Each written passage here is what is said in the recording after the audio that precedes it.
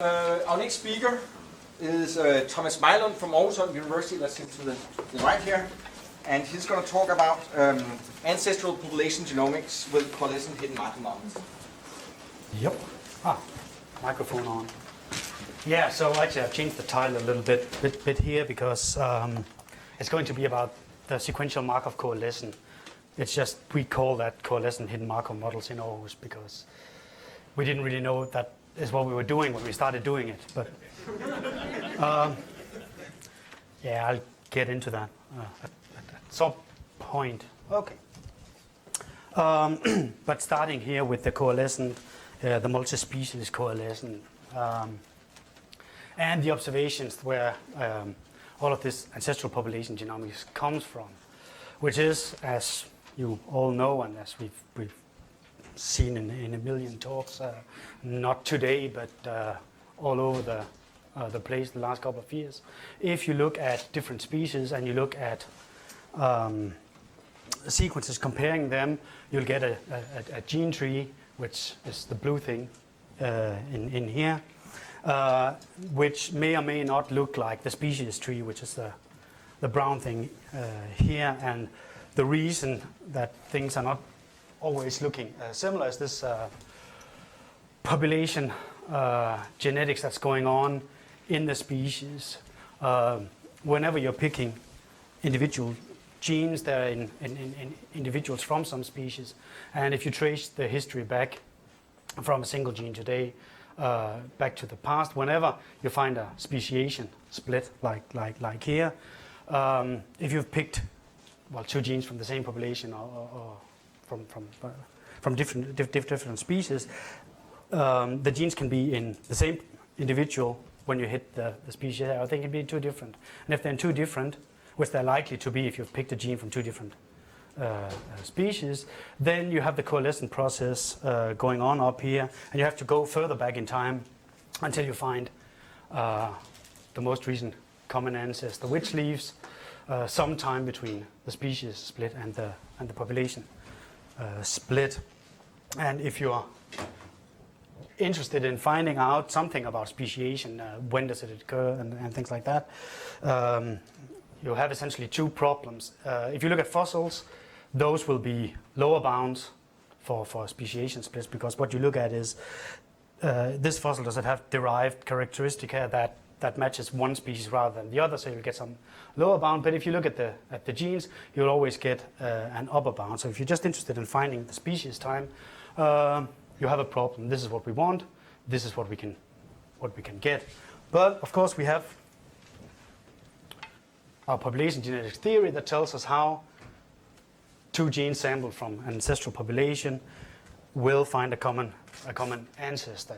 In the simplest model, which is the guy here, we can pick two genes, one from each species, trace them back until the species time, and then just say from that point on you have the coalescent process, which means you have to wait some exponentially distributed time until you find the most recent common ancestor. And if you could just go and sample pairs of genes again and again and again, you could get this distribution, and it's very easy to figure out when the populations split into what would later become the two species, because that's just the point here where the exponential distribution starts. Of course, you can't do that, and this is the reason why you can't do that. In any meaningful, I would say, definition of a species, you can't really have that two individuals in the same species, one is closer to another species than the other one. Not in general anyway. So if you're looking at two different species, most likely if you pick two different genes, so two samples, the same gene, two different individuals, and trace them back, they will find an ancestor within the species they are sampled from, and then you go back. And it doesn't matter how often you sample, you get the same sample size up here at the speciation where you're interested in sampling from. So you can pick all the pairs you want down here, won't matter. It's the same two genes you're looking at up here, so you're trying to do statistics from one observation really. Except for recombination. Right? If you take a single gene, you actually get a lot of samples up there. It's just along the genome. You can't pick two different samples down here and look at the changes in coalescent time, but you can look along the genome, and that will, at the time of speciation, really be in a lot of different individuals. Right? As you trace just one sample back, it's going to be split up, and if you find up back, it's essentially sampling from the entire population up there. So if you pick an alignment of two genomes and scan along, you'll see this process going on, and you're essentially sampling your pairs of genes. You're just sampling them along the sequence rather than going and finding different pairs, running it again and again. And if you want more species, it's the same process again. Now you also observe incomplete lineage sorting if you have closely related species, which for great apes pretty much mean everywhere you look there's a little bit of incomplete lineage sorting. For human chimps and gorillas, there's actually quite a lot. So you'll see these different topologies as you scan along. And this approach to scanning along is what leads to these sequential coalescent models. Instead of simulating or analyzing the sequences back in time, waiting for them to coalesce or recombine or whatever they want to do, you run along the sequence and say, I have these recombination events and coalescent events going on. These are sequential models, and a little history of that starts in 1990. This history might actually be incorrect. I might be forgetting papers and things like that, but I've tried to find everything that I think is relevant, and if people disagree, they should shout up, then I'll update the slides for next time. Yes, you and I have added an edge to one of the graphs later. But I think the first people who did this idea of modeling the coalescent as a sequential process rather than a temporal one was Carsten Wiehoff and Jotto Hein. And what they did was essentially saying, okay, if I start at the leftmost part of the gene I'm interested in and run along, then after a certain while I should see a recombination. Then I picked the recombination somewhere on my tree, pull that apart. Now I have something splitting, and now I need to coalesce that thing back in to my genealogy somewhere. And then I take another jump and I have to pick somewhere on my genealogy a recombination, trace that up somewhere and coalesce in, and so on. Which will give you the ancestral recombination graph. It's actually sampling from exactly the same model as if you were sampling back in time, which also means that you end up with this terribly complex structure, the ancestral recombination graph, which grows very, very fast as you scan along the genome. You really can only handle very, very short segments. But then, and I'm pretty sure this is where this started. The idea came that, well, if you're going to pick a recombination in the current genealogy and then coalescing it in, you can just ignore everything to the left of the sequence I'm scanning along and only coalesce it into the current genealogy I'm looking at. That means I don't have to keep track of all these lineages over here where I can coalesce in. It means that recombinations that hits trapped material are essentially ignored. But you get a Markov process, which makes this computationally much simpler to work with. You just pick on a genealogy some point, put a recombination there, and then coalesce it in somewhere else, and you have a change in your local genealogy, and you get if you do all the calculations, you'll get a transition probability saying what's the probability on seeing this genealogy on the right if I have this one on the left. And there's two variations of this. One is called the SMC, the sequential Markov coalescent. This is SMC prime. The difference between the two is The first one says you can't you can't coalesce things that don't have overlapping ancestral material. The other says you can in one sense. So if you have a genealogy like this, and I put a recombination here, then that means that whatever I have on this line is here, and the line I've pulled off here looks like this. These two can't coalesce because they don't have overlapping ancestral material. Right?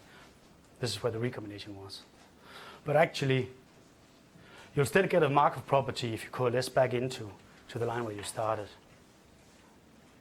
And how much that really matters, I guess, depends a lot on how likely it is that you coalesce back into your own lineage. But if you only have a few lineages here, that's very likely. If you have a sample of 1, for example, it's very likely that what you will coalesce into is where you started. If you remember the earlier slide, if you're modeling species, for millions of years you might only have a single sample and you want to model that. So if you assume that I can recombine somewhere in here, but then I can't coalesce back in, whenever there was an early recombination, you're getting it all wrong, because you're essentially saying they won't coalesce back, which they're very likely to do if this is millions of years. So, if you want to look at very long periods of time with a single one, you want this one. But otherwise, I don't think there's so much difference between the two. Anyway, we had read the papers.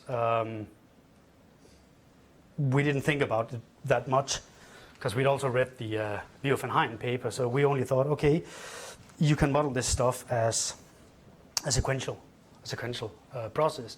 So if you have a sequential process and you want to do inference on genomes, you build a hidden Markov model.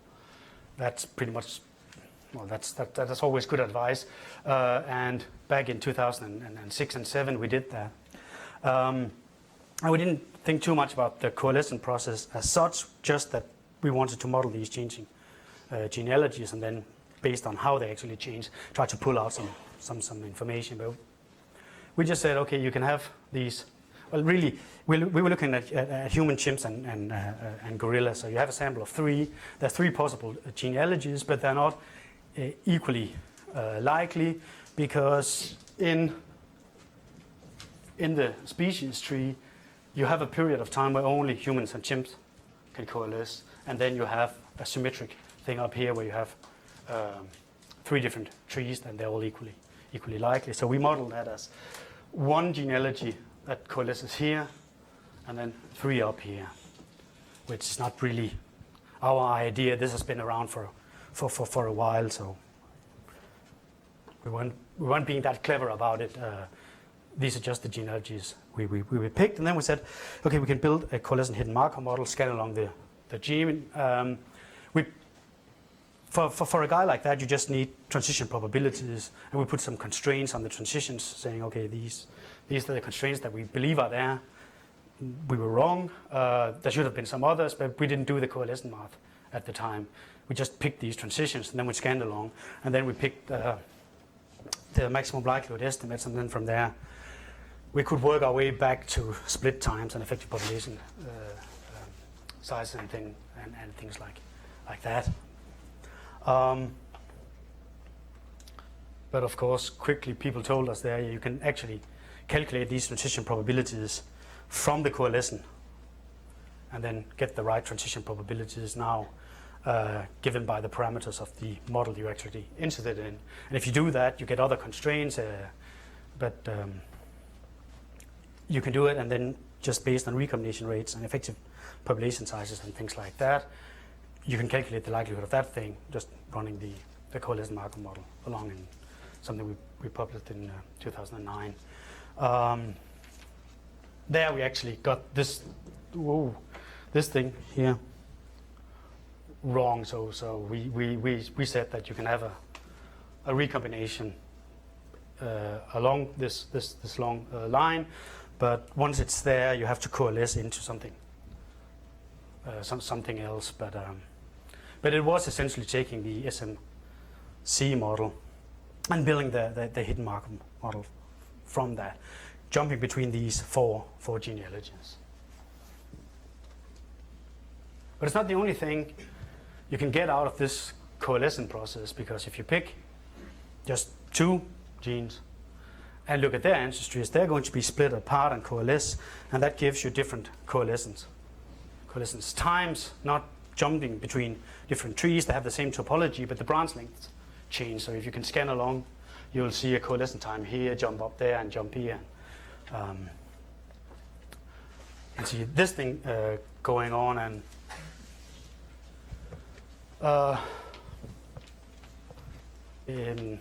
a couple of people looked at that. We did a simple model in 2010-11, where we built a model as saying, okay, you run along a pair. You probably know Pairwise SMC. It's the same model, actually. That's the next line by Lee and Durbin. It was it's the same model, and at the same time, the idea is you only have 2 genes, and you can model the time they coalesce. And then you have to discretize time, but if you do that, you have a finite state space for your hidden Markov model, and then you can run along with that. And then based on the parameters that generates the decision probability, you can pull out information. We only looked at a split time in an isolation model for orangutans. The Lee and Durbin model is smarter, because they pick a lot of different time intervals, and then they look at how, if I parameter this coalescent rate inside them, and let that vary freely pretty much, then I can take the inverse of that and get the effective population time out of any time period back in time from these pairs. But the way I see it, they're both the idea of taking the coalescence of pairs, building a hidden Markov model, and then scanning along there.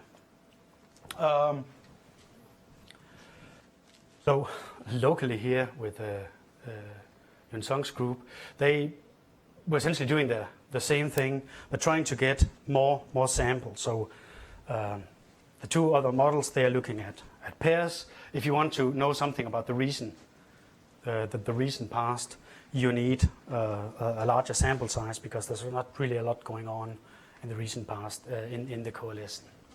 So they were building essentially a pairwise model, but combined with a sampling approach where you sort of pick.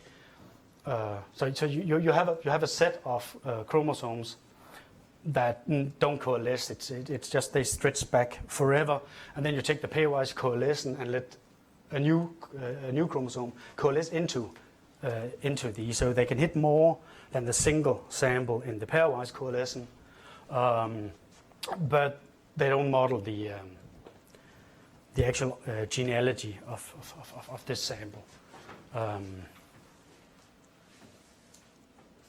You need to do a little bit, because you need to take into account that the coalescent rate actually decreases as you go back in time, because these would have coalesced, but it's not explicitly modeled. And then the history lesson continues. So this is, as far as I know, the current graph of ideas coming out of this. So this stuff I talked about, the sequential process and then making it Markov. We had the 4 topology of 4 genealogies.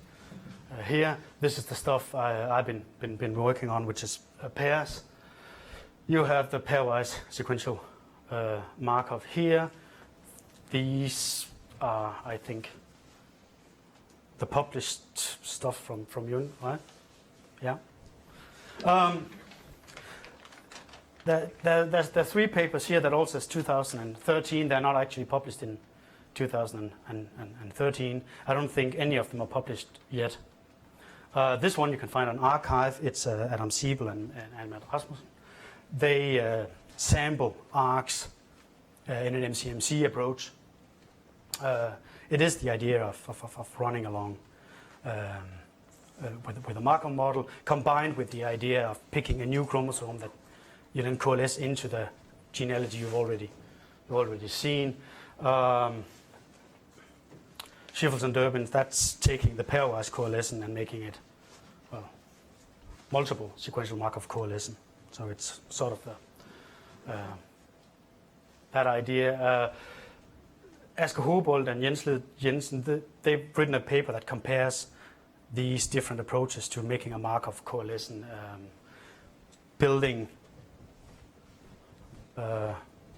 the sequential Markov with and without these diamonds, and also taking into account that maybe you can actually coalesce and recombine coalescent and so on for a number of times along branch. But this is a theoretical paper on it that will be out in theoretical population genetics soonish. It's already online, but I don't think it's out yet. This is, I think, models that are looking at recent demographics. We're looking at a speciation. That's sort of what we are trying to do. And now there's two things I want to talk about for the last part. There's actually one thing I really wanted to talk about that I haven't actually managed to get to work yet, so I'm not going there. I'm going to talk about something else, and then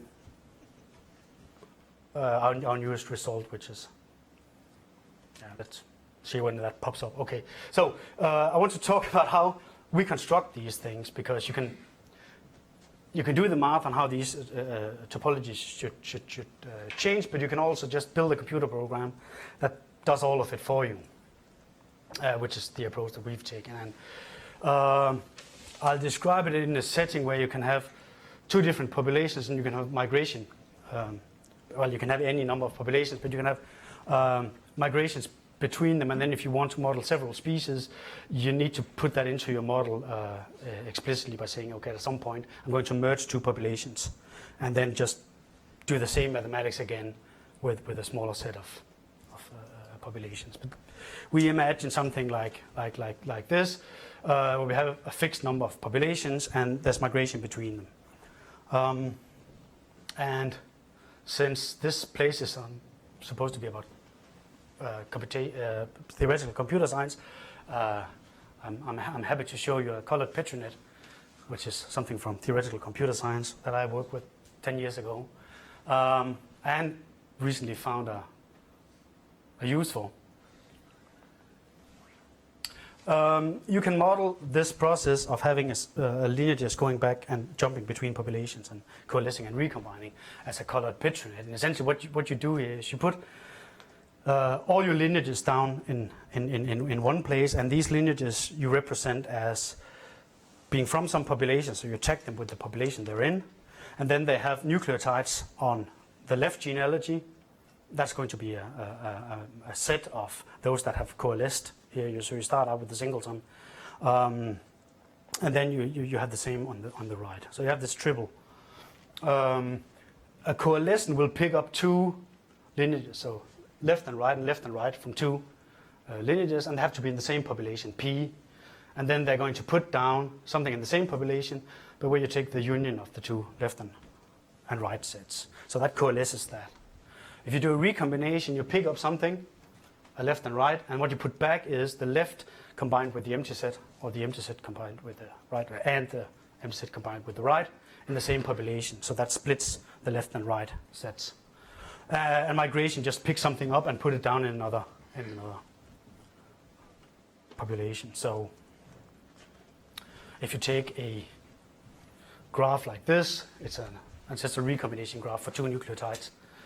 You would represent the states along the way like this. You start out with, for each of your samples, you have one lineage that has both the left and the right nucleotide together.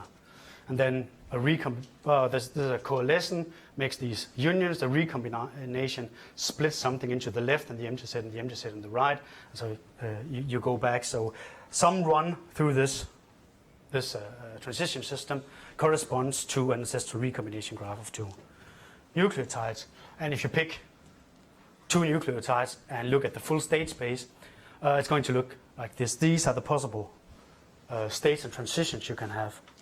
And again, one run through it from the initial state, which is up there, down to one of these two. Once you're down here, you can't move back again. Right? That's they've all coalesced, and they're either on the same chromosome or on two different chromosomes. You can circle around here, and any run through this corresponds to an ancestral recombination graph. This is what it looks like if you have three. So let's not go there. A lot of these runs will give you the same two local genealogies. You'll get the same two coalescent trees, because whenever you run in a cycle in here, say you jump from here to here and then back again, you are actually looking at these invisible events or migration. So you can migrate into a population, then you can migrate back. That doesn't actually show up in the genealogy. Or you can recombine and then coalesce again. That is in the arc, but you can't observe it. Right. So if you only want the interesting genealogies, you can split this graph into the strongly connected components. That's states where you can get from all state to any other within the set.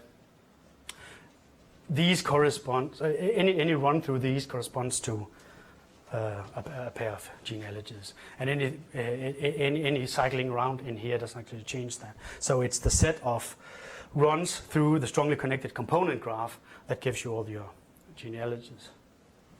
So if you, just enumerating them there. So if you have,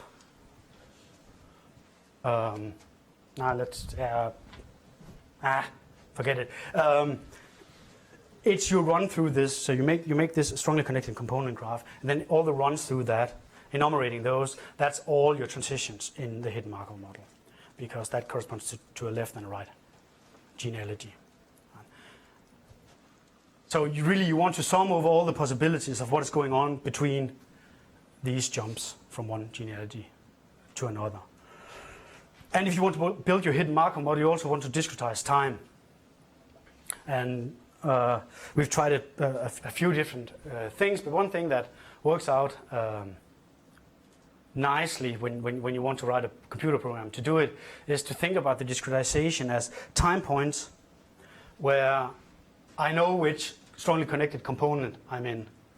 So we don't keep track of when or in which interval or anything like that. You jump between the strongly connected components. We just keep track of which component am I in at tau 1, tau 2, tau 3, and so on. So that's something we want to do for the discretized time in this. And then you want to sum over all the possible paths you go through between these. So you know that I'm in component 1 here and component 2 here. I need to sum over all the possible paths of going from component 1 to component 2. But the big graph there, not the connected component graph, but the original one, that's really just a rate matrix in a continuous time Markov chain.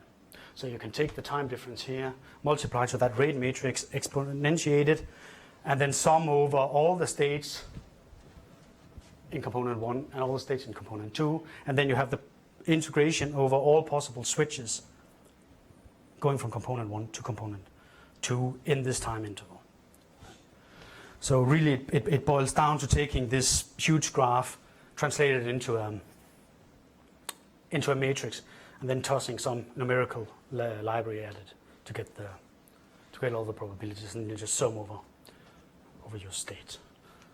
And this is a way of saying, oh, by the way, do dynamic programming if you want to sum over all of it. And this is an example of it.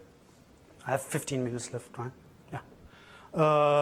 So if we're back to just having our two or 2 genes, then the probability of going from them coalescing within some interval I, that means that below here I need to know that they're in component not coalesced, and up here they're in component coalesced. Those are the 2 components I have. Well, they could also have coalesced on the left and not on the right, or right and not on the left. If I want to say that they're both coalescing in I need to sum over all the states where they haven't coalesced on the left or the right up till this point, and then sum over all the possibilities of having coalesced at this point. So that's just the same sum as the previous slide, but concretely for 2.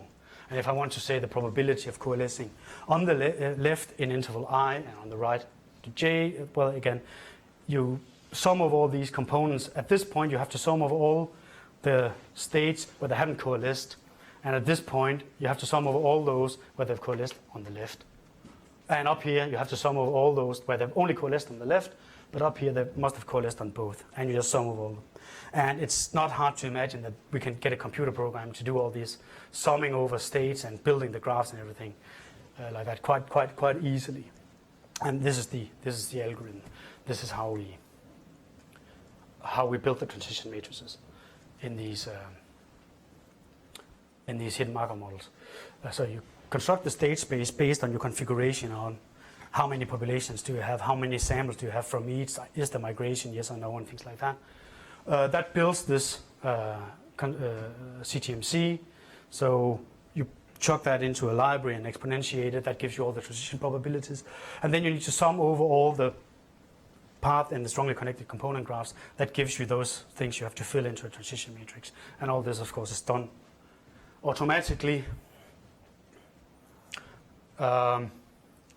Except that the number of states and the number of transitions really explodes very, very quickly. If you just say, how many samples do I have within a single population? This is how the number of states grow and the number of transitions, which is hard really to see how bad it is. But if you plot it, it looks pretty bad. And if you look at the transitions, it looks very bad.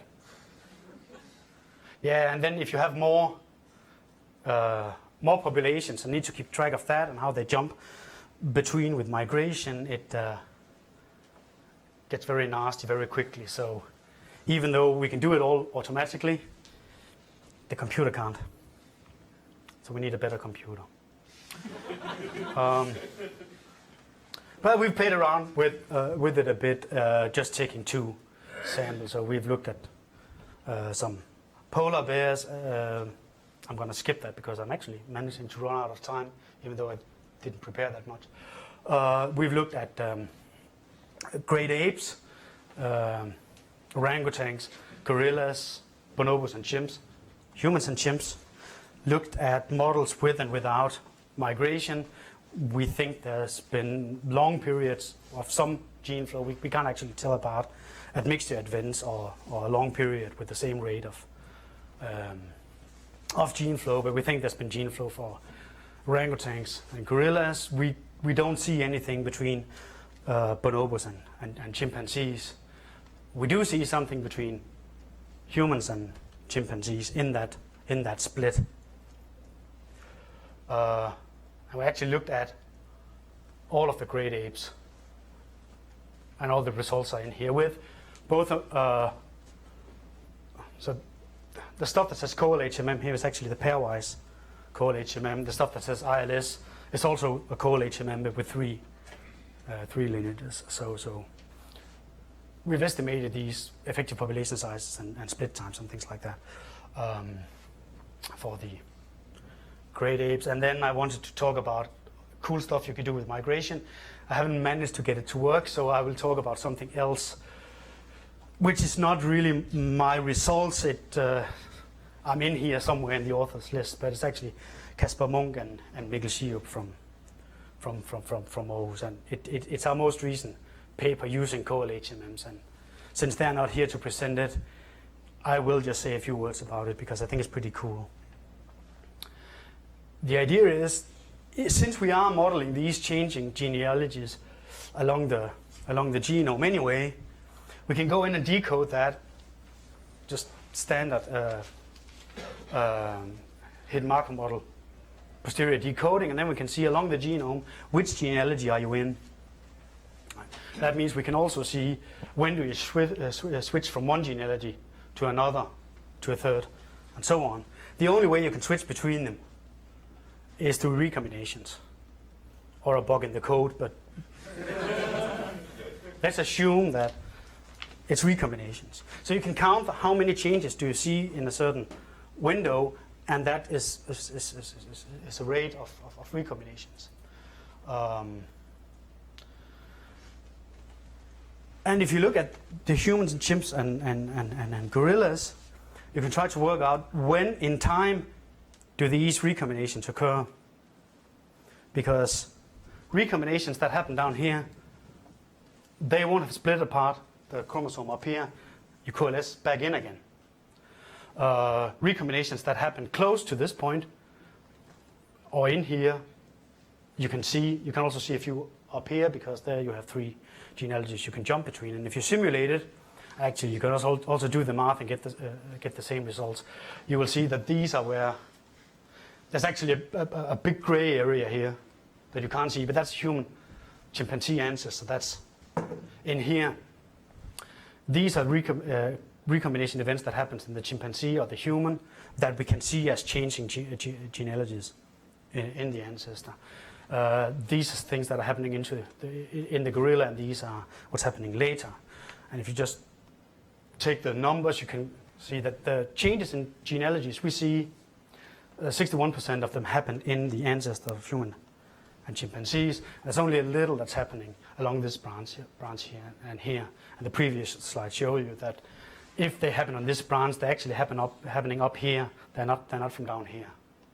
So the changes in genealogies we see actually are recombinations in the ancestor.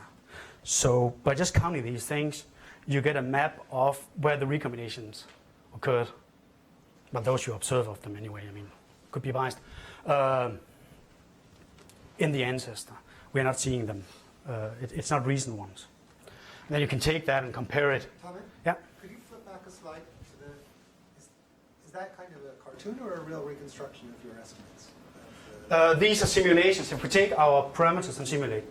So how much information do you think you have of the period before the split, population split? Because in principle, this is a type of information about that kind of black zone before, more recently than the human chimp split, right? You're seeing recombination events that occurred more recently than the human chimp split. Yes. And that's very special type of information because mutational, coalescence events are all before the human chimp split. So you're actually kind of tunneling below the human chimp split. Yes. And so that's a very special time you can principle mine using this type of data. And yeah. I don't know how much resolution you in principle can have to learn about the demography after the human chimp split, but 4 or 5 million years ago. Because it's super interesting. I was wondering about that. Yeah, I mean, we are observing. So this is where they are in time, and this is how many of them we're seeing, but we're not really seeing a lot of recombinations. So maybe they're too far apart to really tell us anything about 7% of an extremely large number is a lot of recombinations. Yes. Yeah. I mean, it's not a huge number. I think we're seeing 1 million or something like that. I don't remember the number. 7% of millions. Yeah.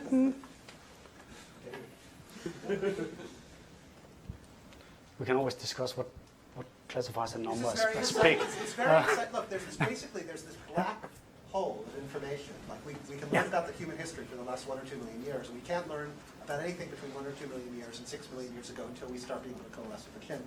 If you just look at single gene trees. So, but the recombination information, you're having this sort of unlinkage and linkage of sites. It's very exciting that you can actually tunnel beneath these events. Anyway. Yeah, and we can see the recombinations there. And as you said, we can't see the coalescence. Yeah. Wait, jump down. Yeah, okay.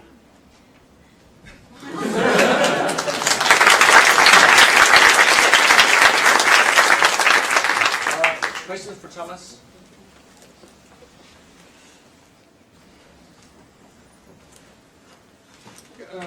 Relative to this last discussion, do you have any sense of how, or does anyone have any sense of how demographic population size changes and stuff might or might not influence the sort of accuracy or the scaling of those things?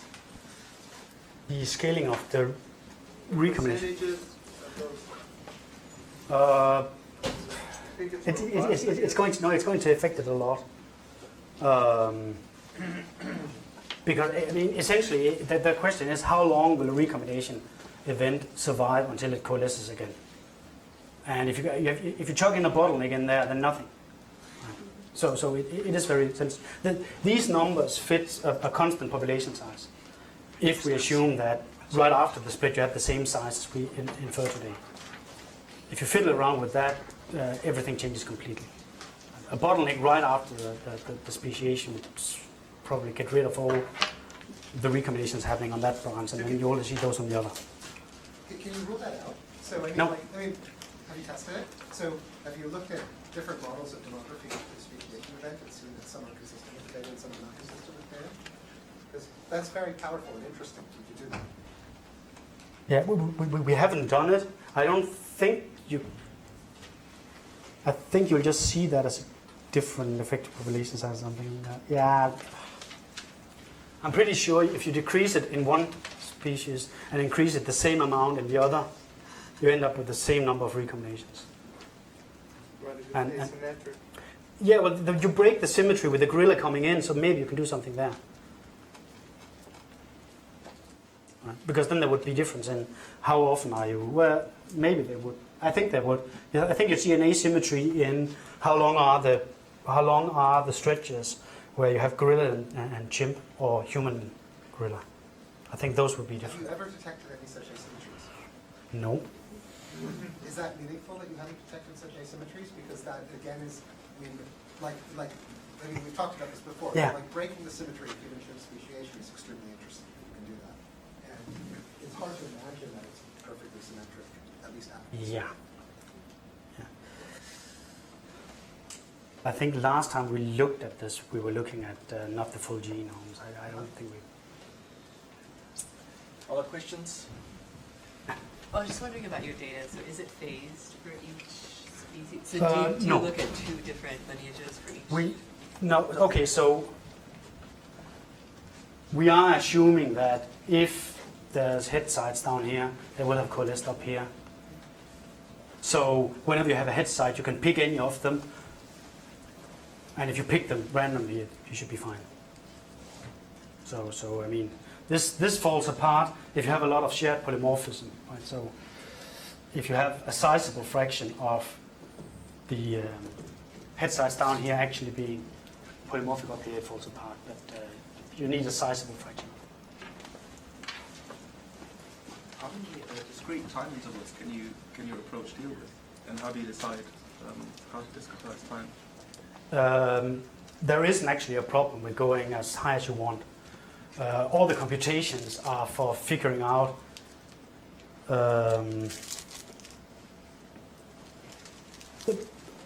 all the stuff I told you is figuring out the path through the strongly connected component graph. That's the hard part. After that, these sums, I mean, you need to sum over states and more of them as you discretize. Fine, but the explosion is not there. If you can build the CTMC, it's not a problem adding 1 million time intervals. Of course, you can't go there with 4 sequences is a stretch. Any more questions?